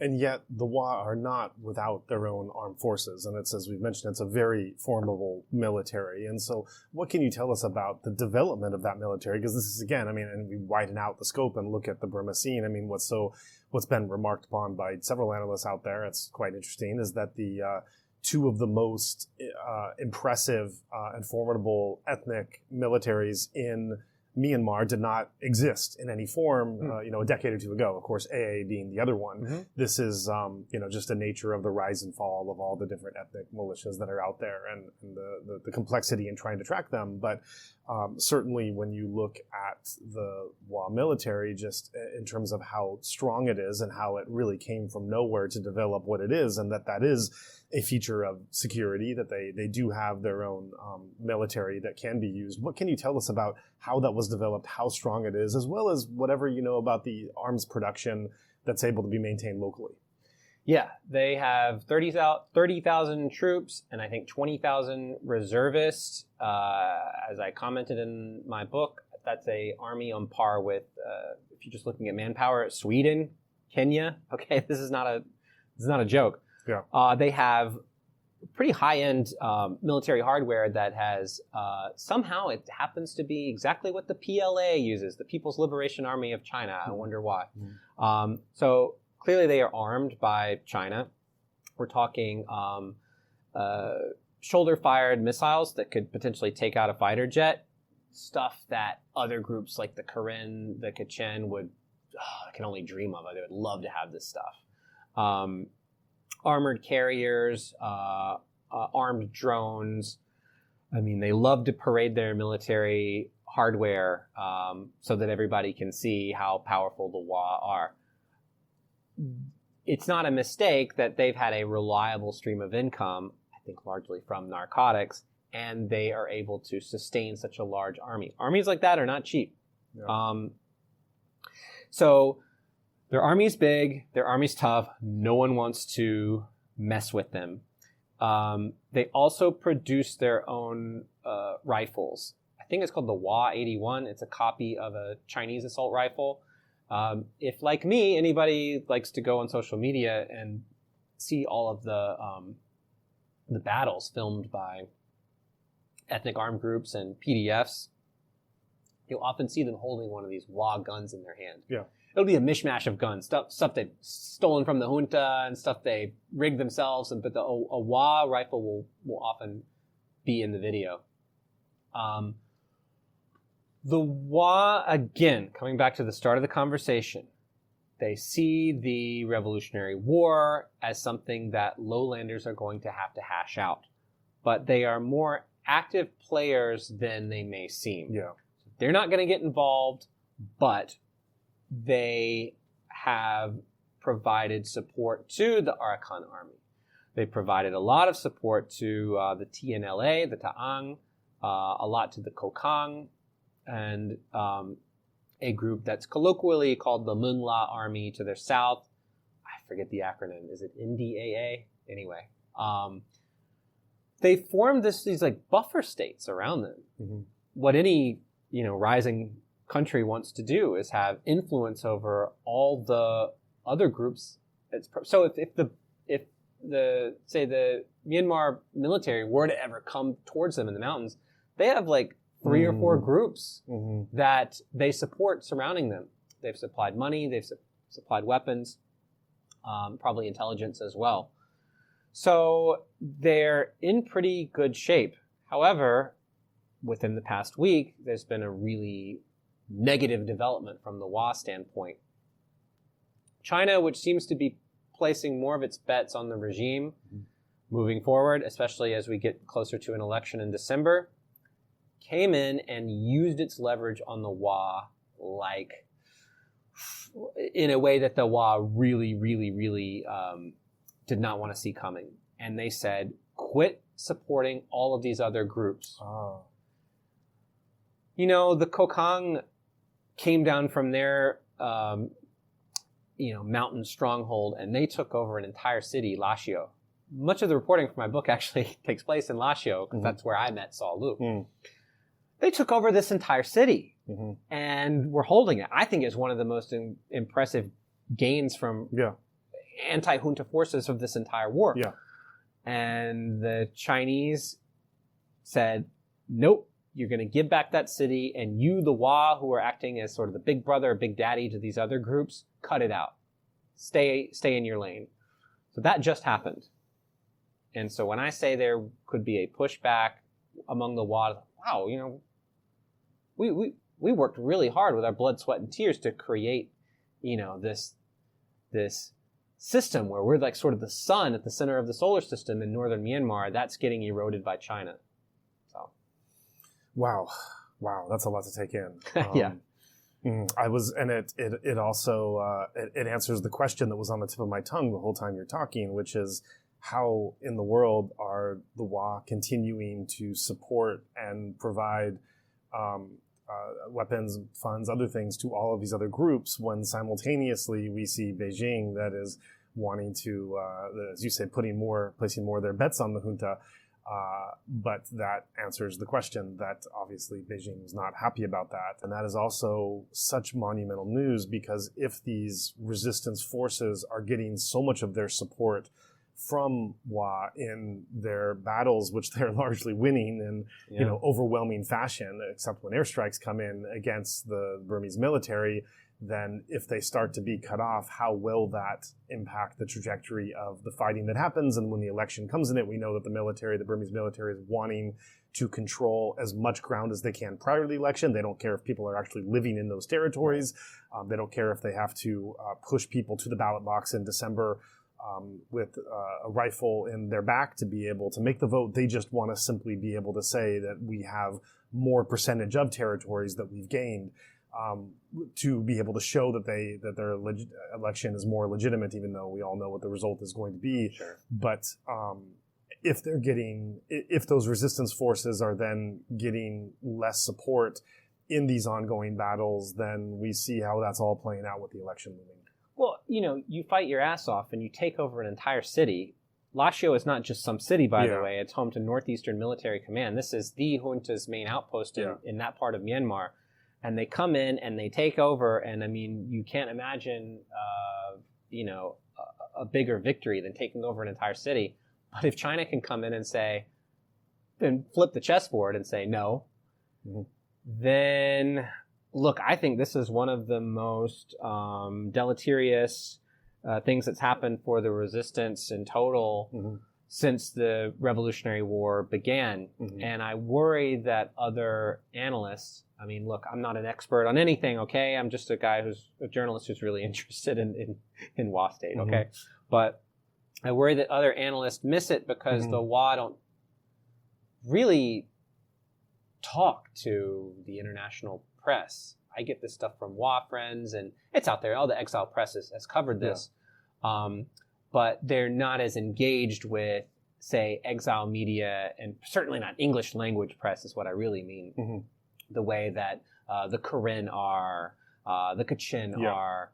So I would just say, really keep your eyes on this if you want to see how this is going. I'm feeling a little despondent about it if I'm trying to think from the perspective of the resistance. It's a heavy blow, but never make predictions about Myanmar, right? Exactly. Yeah. Have you then followed the thread of this story, and have you spoken to anyone in the resistance, Karen, Kachin, PDFs, about the implications that they see of this supply of support and weapons they've been getting possibly being cut off? I have not, because it really just happened like days ago. And what I predict, what did I just say? Don't predict things about Myanmar. What I worry about is if, before you had this Northern Alliance, the Ta'ang, the Kokang, and other groups really taking over a lot of territory in that northern part of Myanmar and holding it and being very formidable. So if they're fractured, then the junta can come in and focus on getting all these places back. And if they think that China has their back, then they can secure as much territory as they need to and really fight for it and hold it. And then they'll turn their attention to the other groups. This is, if you look at the military history of Burma and the resistance history, it's all about sort of like settling things in one part of the country and then going full bore in another. So when one area gets locked up and becomes weary, and even, these groups like the Ta'ang and the Kokang, they may be more inclined to make those peace deals than, say, the Karen would. And so if that happens, then the junta can say, okay, northern Myanmar, quiet for now. Let's send all of our troops to, Arakan. Let's send all of our troops to Karen. Let's really drill down on some of the other groups. So nothing ever happens in a vacuum. Right. And then looking at this aspect of, you started the story of how the drug trade started, the narcotics flow began, and then how that then shifted. The opium and heroin shifted to meth, which we're seeing more recently, as well as the way of production that it's not so much the Wa State producing it, it's more independently produced but then taxed. Can you give us a sense of both the scale of what we're seeing from those narcotics, and again, which kind as well that we're seeing post-coup, as well as where it's ending up and where it's going? Yeah. There is a notion out there that I've seen in a lot of articles that says since the coup happened, drug production has skyrocketed. I am a skeptic of that theory because the places where drugs are produced are either places like Wa State, which they totally control, the junta has no control over it, or you have these smaller sort of like family-run armed clans, Burmese are called Pitu-Sit, that are allied with the junta, and they do some drug production as well. These are just, I don't think the coup changed the landscape of like where drugs are produced. I think it's just going up because of market forces. I have a more boring theory, I suppose, that as Southeast Asia writ large, just there's more disposable income going around, more drugs will be required to meet that demand. So primarily we're talking about crystal methamphetamine and yaba, which I think many of your listeners will be familiar with, but if you're not, it's a little pink pill that you can swallow or smoke that contains meth and caffeine. We're seeing, you can track the stuff by looking at the prices, and the prices have gotten pretty low. Mm-hmm. So I'm wondering if we've reached a saturation point, if this is about the level of meth that the market wants. Either way, it's huge. I mean, certainly yaba pills, these meth pills, billions are produced. And if you look at Southeast Asia in total, again, with Myanmar being kind of the center of that, the UN estimates somewhere between $30 and $60 billion worth of a drug economy. The fact that it's between 30 and 60 billion shows they don't really know. Yeah. These are just be skeptical of numbers that you hear.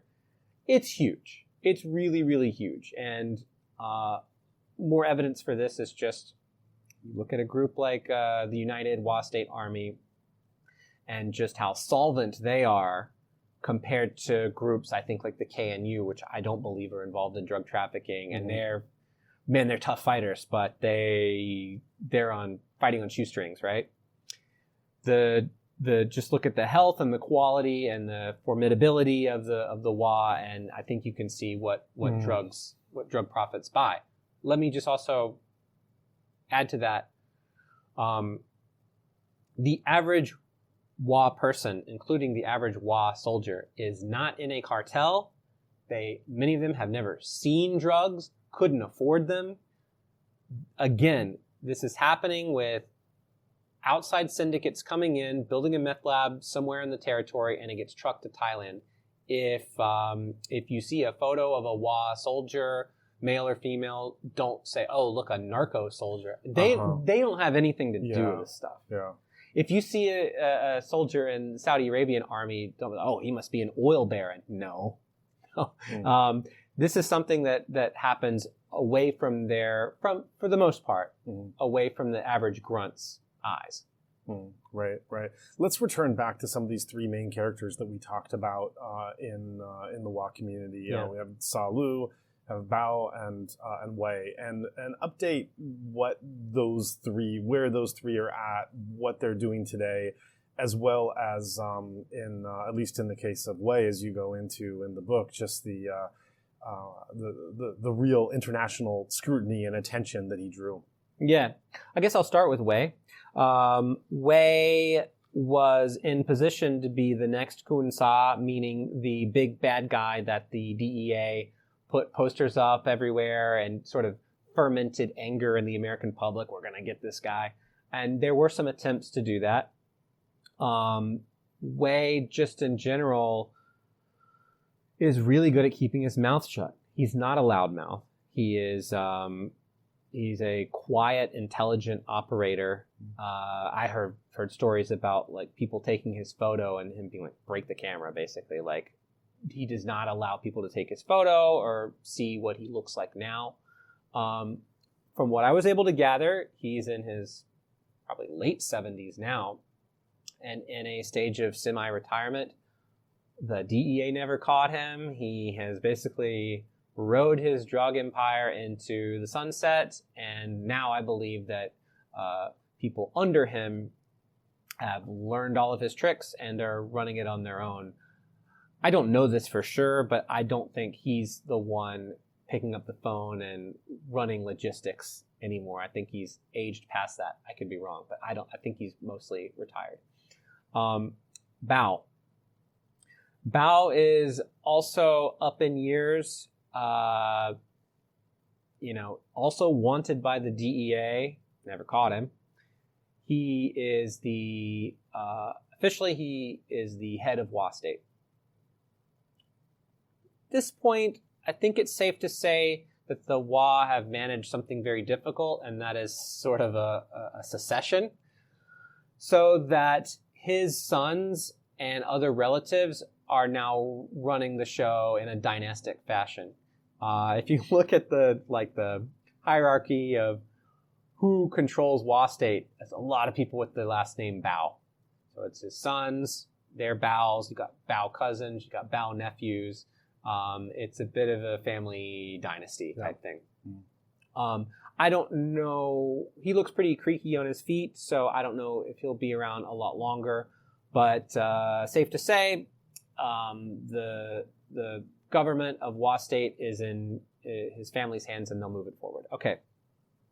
Sa Lu. Spoiler alert, if you're halfway through the book, Sa Lu, unfortunately, is no longer with us.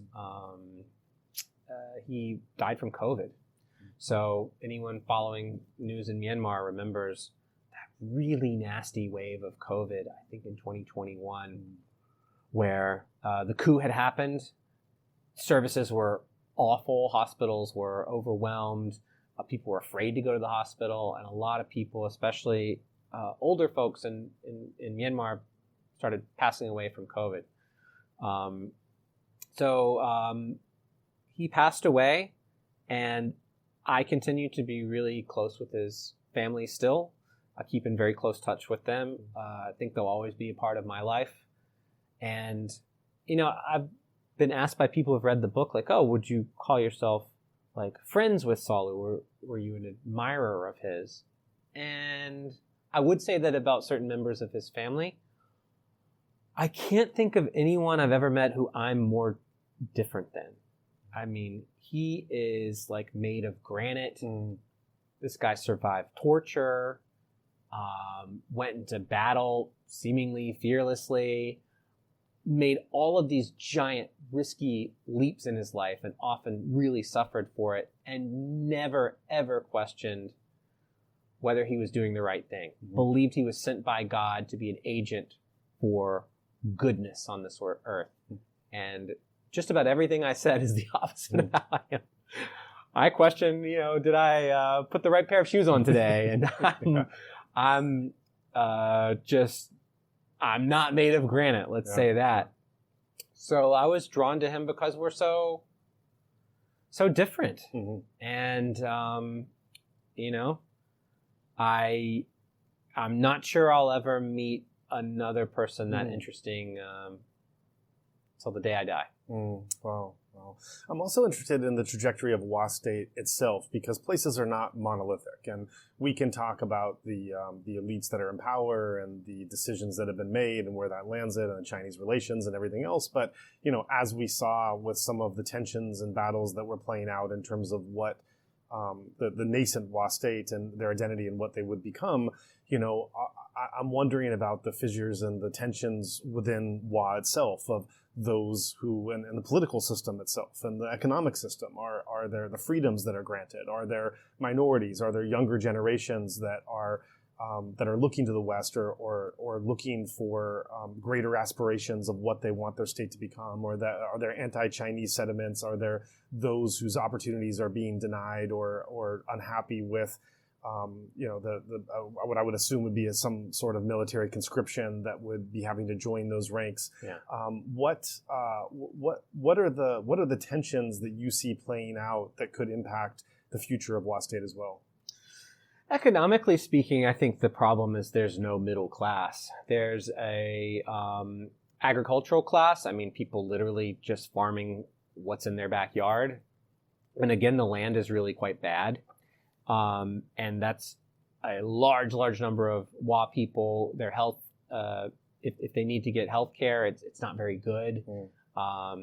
Schooling is not great. Right. It's what Sa Lu wanted to fix, right? Yeah. Then you have the elites who are in the United Wa State Army. It's basically a militarized state. The people that sort of sit up on top. At the very, very top, you have people whose last name is Bao, and they're really running the show. But then in the middle, you have just a lot of senior military officers, and their word is golden. If they tell you to do something, you do it. And then you have Chinese businessmen and women who come in and kind of keep the economy going. They're frankly just better as a mercantile class at propping up the Wa economy. Just like in the middle, there's not much. Yeah. One way to secure your basic standard of living is to join the Wa State Army, the United Wa State Army. And every family has to give up at least one son. But I've seen a lot of women join as well, young women. And that means you will get better medical care, you'll have 3 meals a day, and you'll have something to do.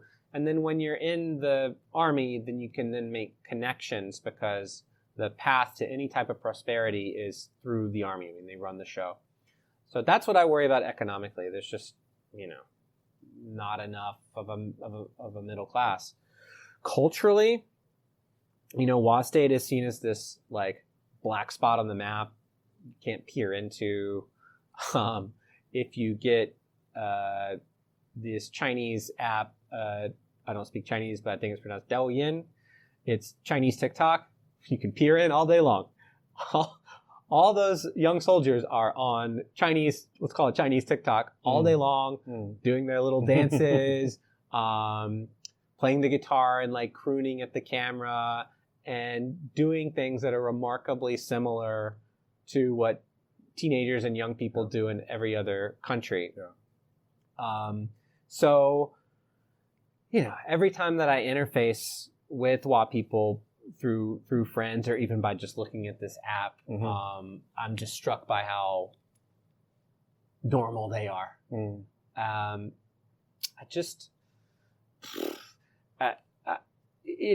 I'll say this.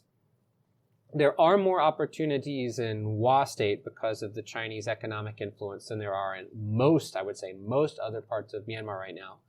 Especially if you're in the backwoods of Sagaing State and the military PDF fighting is like really vicious and everyone's just really hanging on trying to survive. You would much rather be in Wa State, and in fact, people will pay pretty good money to get smuggled into Wa State to do construction. Wow. You'll have a guy from Arakan pay to get there. You'll have people from Shan State pay to get there. Wow. I think you mentioned something about minorities. Religious minorities are tolerated to an extent. Minorities from other parts of Myanmar are, I think, tolerated perfectly fine. Everyone knows it's Wa State and Wa run the show. Some Christian groups, especially those influenced by the West, I think started to gather a little too much influence and got knocked back down. But you can go to church there, and it's fine. It's not a big deal. So it's hardly utopian. I think life there for most Wa people is pretty difficult, actually. And I wish that more profits from whether it's mining or narcotics made its way back into a social safety net. But I actually think that about almost every country on earth. So there you go. That's what I was wondering. I mean, it has that stability, and it has a greater stability. It also has a greater economic force, obviously greater security with the military. But I was curious to what degree that was uplifting the overall people, because that is a marker for its continued trajectory. Ultimately, if you do have the stratification and this separation between the classes and more elites that are operating at their level, then they start to see the people as the enemy, and then that becomes a process of tearing it apart. But the more that the overall people can be uplifted by that, then they're all kind of in it together, and it seems like you have a more of a genuine stability going forward. Yeah, there's not enough of that. A lot of people, most Wa people now speak Chinese, and I think you have a lot of people who are wanting to go over the border in China and find work there too. I mean, they kind of see that as a better way out, which is sad, because it'd be great if their own homeland could be further developed. I don't have a window into the Wa financial statement, so I don't know if this is the best they can do. Maybe the narcotics aren't bringing as much money in as I thought, and the military is their first priority, and they focus on that, and there's not money left over. But I tend to imagine that some of it is just squandered in crypto accounts. And very popular there is the use of the cryptocurrency Tether. It's pegged to the US dollar. So a lot of assets are held in that, and a lot of things are exchanged in that. And then additionally, they use Chinese yuan as well. But yeah, I think a lot of people try to make it to China. Just as an aside, I said that the China came in and laid down the law to the Wa leaders and said, you're not going to provide support to any of these other armed groups. What they did, they didn't just say that. Before they did that, they freezed a lot of important people's bank accounts in China, and then they made border trade down to a trickle. So you had even Wa farmers who couldn't get the basics that they needed to get by, and they basically made the economy scream. So when the Wa summoned all of their allies to a meeting, they were apologetic. They said, we can't tolerate this anymore. So the supply of aid and training and everything that we were giving you cuts off completely now because we've been forced into this situation. Speculating here, a more compliant and Wa leadership might not have said that publicly, but they let them know look what China's doing to us. So they were willing to kind of put what China did out in the open and let everybody know. Right. Yeah. Yeah. Now we keep talking about how strong this military is, but have there been any skirmishes, any battles they've been involved in any recent years?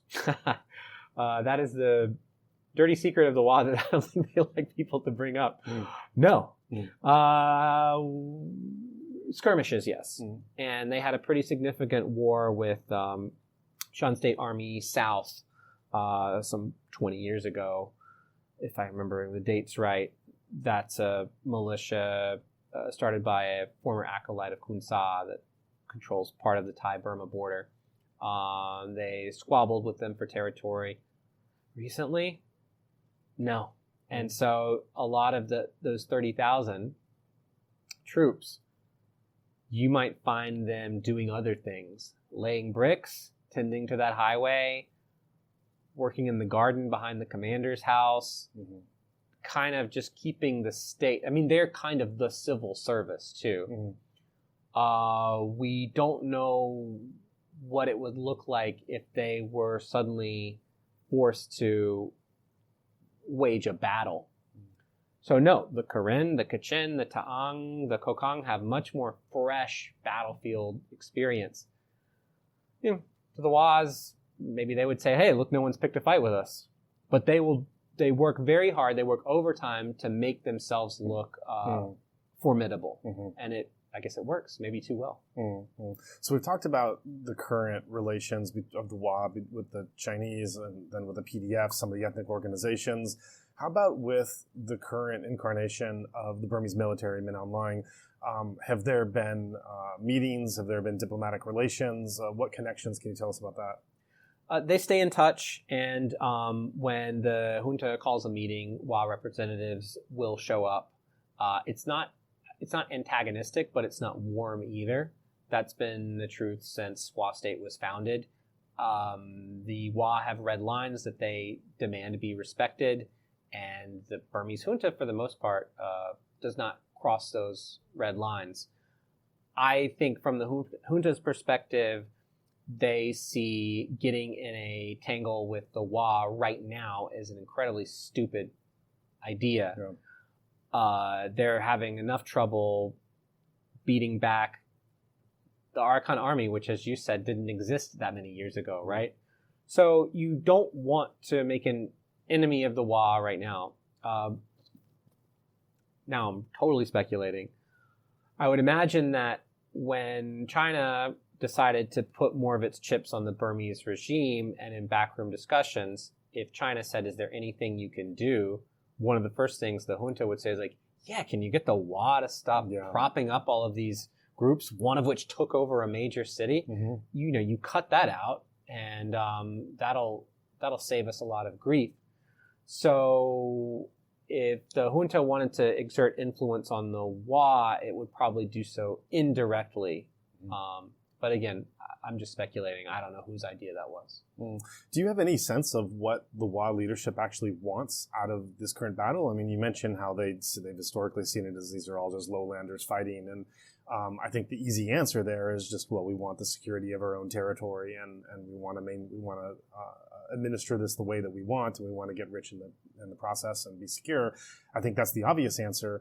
But if you were really to have an informed conversation with some of the leadership, do you think they have a sense of how they would like to see this current conflict playing out in Myanmar, and who they might like to see come out on top, and what kind of system they might like to see set up? Yeah, it's a good question. So if you asked me that a year ago, I would have a cleaner answer, and I would say that the Wa, very pragmatic leadership, was trying to take advantage of the chaos. So the Wa are more trusted by the junta than, say, the Ta'ang, who they hate. So or other groups. And so you could see the Wa kind of like pushing the limits to, could they expand their territory a little bit? And there's a town called Tangyan, which is sort of the gateway from Burma to Wa state. And you had the Wa coming in and saying, just to make sure everything is peaceful here, we're going to kind of deploy troops to Tangyan and hold this. So you see that the territory got a little bit bigger.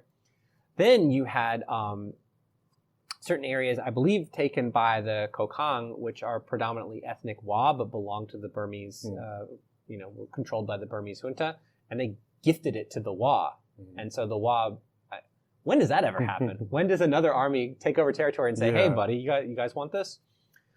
So, and then even in Lashio, when the Kokang took it over, Kokang and other forces, you saw the Wa put some troop emplacements there. They said just to make sure that some of our assets in town are looked after, but you could see the nibbling at the edges, like, can we push this further? Can we push this further?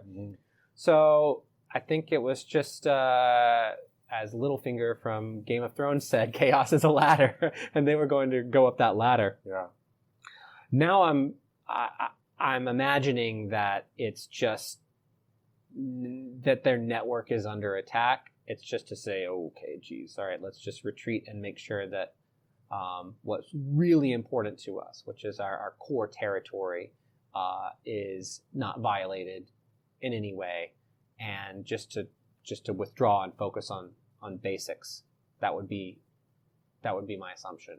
And then just looking at Wa State in the greater national scope, just first a question, just I think for some of the lay audience that's listening and trying to get a sense of the accessibility here. If you were just a tourist or a backpacker who just wanted to go and land in Wa State, who is it open to? How do you get there? What does this person look like? And I'm sorry to be so crude, but what is their race? And I would need to know that answer first. If they look like me, extremely difficult to go. I was actually invited to their 30th anniversary celebration in their capital, Pangsang, and I didn't put this in the book, but was getting ready to go, and but they wanted the Burmese government to give me permission to travel through their territory to get to Wa State, and the Burmese embassy here in Bangkok said, no way. So you can't fly in? No, there's 3 ways to go in. One would be fly into Myanmar and then go through an extensive network of roads to drive to Wa State. Now, once you got to the Wa border, they'd say, who are you? Why are you here? Who's allowing you passage? If it's someone who's getting smuggled in for work, then that smuggler would already have worked that out. If you're going in there for a political meeting, you would need to have a piece of paper or a phone number to call. Say, this guy on the Politburo wants me to come in for a meeting. If you're doing business, someone needs to set it up. The other way would be coming through China. Chinese business people come in and out all the time. Not a problem. Then they have territory along the border with Thailand. That is more closely guarded. I think more nefarious stuff is happening along that border, and so that's less of that's even less open. Although if you know people, you can go back and forth there too. And then there is another way to get in. I hope I can explain. Up the Mekong River, you can take a boat and then get off at a river port controlled by some allies they have to their south, and hop off the boat and get on a truck or car and drive this highway all the way through Mung La up to their capital, Pangsang. Again, I'll just say it frankly, if you're a white guy, good luck. They're inherently suspicious. If you are a Chinese speaker who is non-white, your chances will go up in a big, big way. So I have friends who are Chinese, obviously speak Chinese, and I tell them, please go do the research that I can't. My book is not meant to be the be-all, end-all of what WA State is. It's actually really about WA State's strange relationship with my own country and its government. As far as what's happening like in WA State on a day-to-day basis now, I'm not the guy to write that book. I'm just not. And so I hand it over. I will gladly assist any Chinese-speaking journalist of good faith who wants to go there. There are ways, but backpacker with blonde dreadlocks, give it up. Find another unusual place to go. It's not a place to go and chill and find a good hostel. No. Might be hostile, but there's no hostel. Right. So then updating that last remark you said about your part of what you wanted to write was about the strange relationship with your country. What is the strange relationship with your country, America, today? Is WA State even on the map? Is it even known? Is it a place of interest to the CIA or the DEA? And what? I always have to have a bit of a disclaimer on this, but what thoughts do you have, if any, about where the current Trump administration might be seeing not just Myanmar, because there's been some updates about that lately, but where, if at all, WA State fits into the current calculation? And obviously, we wouldn't expect Trump himself to really know. I don't know if he can pick Myanmar on a map, let alone WA State's importance within Myanmar. But are there people in the Trump orbit that may be singling out or looking at WA State as a place of interest? And if so, how? The nature of my work is such that the people that can really open up and tell me a lot are retired. So some of my information is years out of date. People who are an active CIA officer really should not be talking to somebody like me. I would enjoy that, but I don't think that would be, they should probably be fired. That goes with active DEA. In fact, I would get a lot of trouble if they gave a recorded interview to me. So I don't have the absolute up-to-date latest information on that. What I can say is that the DEA, I think, is pretty much given up on fighting drugs coming out of WA State. I tried to get commentary about what are your goals. Look, if you look at what the DEA, the last thing that they've said is we want to dismantle the leadership of WA State, and we want much of their leadership to be in an American prison cell. Okay, well, how's that going? I mean, if you ask the DEA now, I get kind of a non-answer. Behind the scenes, somebody who doesn't know what they're talking about has said, I don't think the current director of the DEA knows what WA State is. So I guess they've given up and it's just receded into the background. The other important thing is the drugs that are pouring out of WA State are not making it to the United States, not in any big numbers. The Asian market, Southeast Asian market, is big enough to absorb all of those narcotics. You don't have to ship it across the Pacific. So it's not really hurting American citizens. Aussies, the Australian intelligence people and anti-narcotics people, they really have their eye on WA State because some of that crystal meth is making it to Perth and Sydney. So they care a lot. I would bet that the AFP, the Australian Federal Police, know more about what's going on than the DEA right now. As far as CIA goes, I really don't know. I keep waiting for some senator to, like, I don't know, find my book and then be clicked onto this, like, wait a minute, there's a drug-producing army on China's border that's supported by the Chinese Communist Party, and this is just a perfect smear to, like, rub in China's face, because it's true. Yeah. And that's not how I present my information, but you could certainly spin it like that. And I guess they have better things to read, because that hasn't happened yet. So once a Congress member or Congress gets clicked into something, then they can kind of direct intelligence there and ask them to, especially if they're on the right committee. So I don't know. It's very possible the CIA just doesn't have much on the WA right now, or it's number 4 in some guy's portfolio at the embassy in Bangkok, and not his main thing. So its heyday has kind of run its course. I guess. I mean, the influence of Law State is greater than ever, and I guess was until last week, but it's not going anywhere. It is a Chinese client state that controls vast territory on the border of Thailand, which is ostensibly a U.S. ally. There are many reasons to want to keep an eye on what they're doing, but to the degree to which they are, they're not vocal about it. But then I guess if we're playing a game of Risk and we're imagining some interested U.S. party, the question comes: what kind of influence or relationship could you even have when it's a state within a state of the Burmese regime bordering on China? So just going back to that last question of how do you even get into WA state, what would an imaginary theoretical WA-American relations even look like in the geopolitical context that it's in? If I were CIA station chief in Bangkok, I would run it through Thailand. Making direct overtures from the U.S. government to the WA. It's run by a Politburo. They're going to turn around and immediately tell the Ministry of State Security, which is China's like FBI and CIA rolled into one, because the fact that the overture was even made, they would be like, I didn't ask for this. Don't. We don't want problems. They would immediately tell China. Yeah.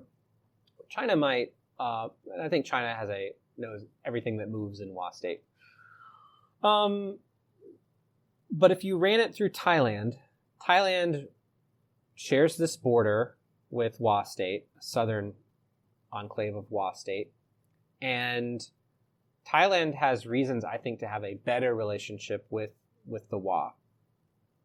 If you look at Thailand's military, particularly what they call the Third Army, which is the branch of the military that occupies northern Thailand, they do have relationships with the WA guys on the other side.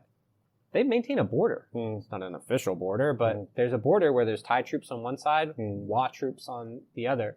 So they talk, and they may talk more than we know. Why would you want to have a better relationship? Well, you want to have a smoother border. Thailand gets annoyed when the WA start to build encampments that they see as too close or even in Thai territory. They feuded about that recently. But my crazy idea, maybe I've spent too much time with Saw Lu, is a grand bargain, okay? Where Thailand goes to the WA and says, a lot of narcotics produced on your territory, we're not saying by you, but somehow they end up here. We're not accusing you of anything.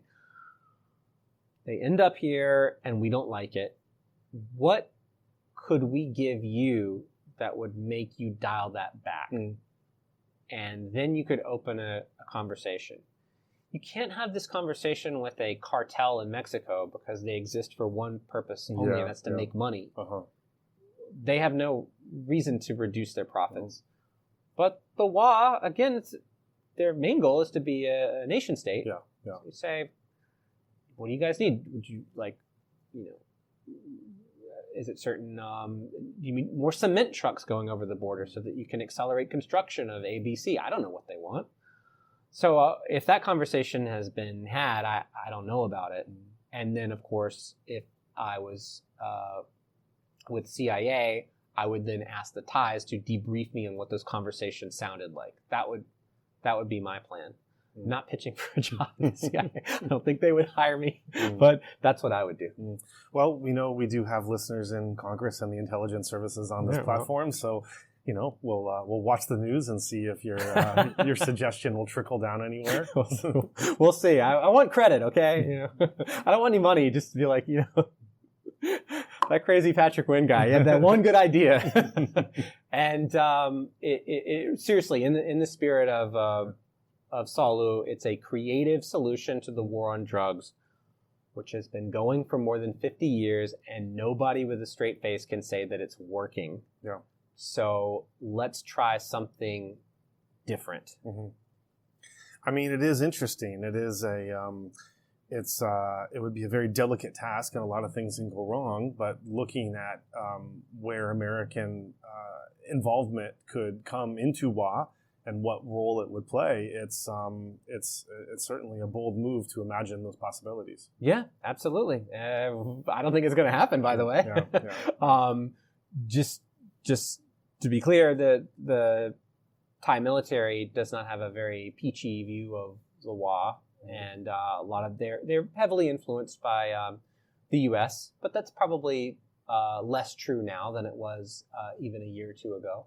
Mm-hmm. So, they can make up their own mind.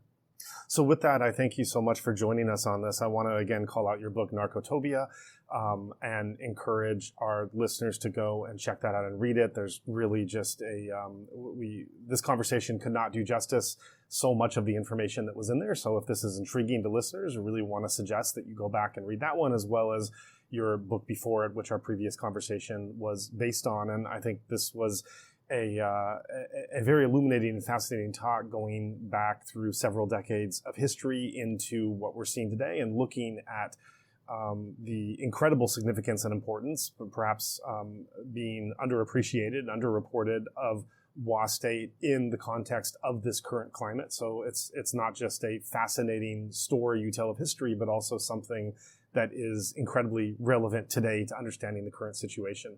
Very illuminating conversation as well. I thought your questions really drew out some really great stuff. I'm be super grateful to anybody who's bought the book or wants to buy the book. Look, I've been an investigative journalist here in Southeast Asia for 17 years. I've wanted to write this book for more than 10 years, and I've had many false starts and many attempts.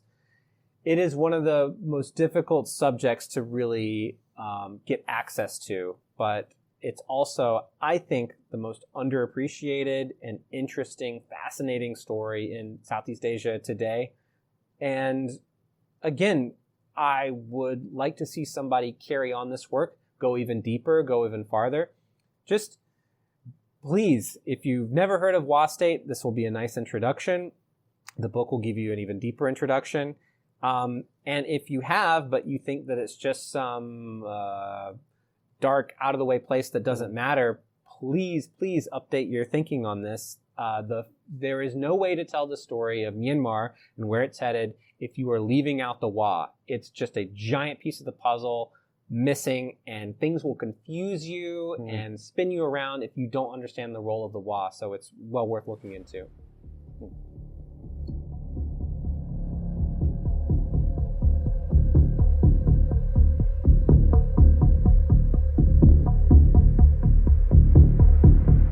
Thank you for listening to this episode of Inside Myanmar Podcast. We hope you liked what you heard today. And if so, you might be interested to know that over the years, we've built an extensive archive that now numbers in the hundreds of episodes, all of which are freely available to anyone who wants to listen. Our latest estimate is that it contains well over 360 hours of interesting, thought-provoking, even inspiring content. That's 15 days of continuous listening for those willing to forego sleep and want to go from episode number 1 until the one you just heard. In other words, there's a lot there.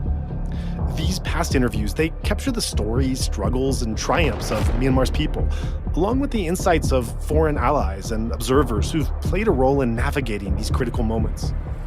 There are also more than a few discussions covering spiritual journeys thrown in as well. Together, Our archive forms a rich tapestry of perspectives documenting pivotal points in the country's history and offering a deeper understanding of its complexities. However, producing episodes and maintaining this archive takes a significant investment of time and resources, and we rely on the support of listeners like you to keep it accessible. If you found value in what we offer, whether through today's episode or a deep dive into our past discussions, we invite you to help us sustain this work.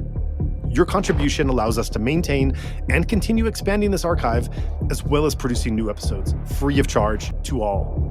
So consider making a donation at insightmyanmar.org/donation.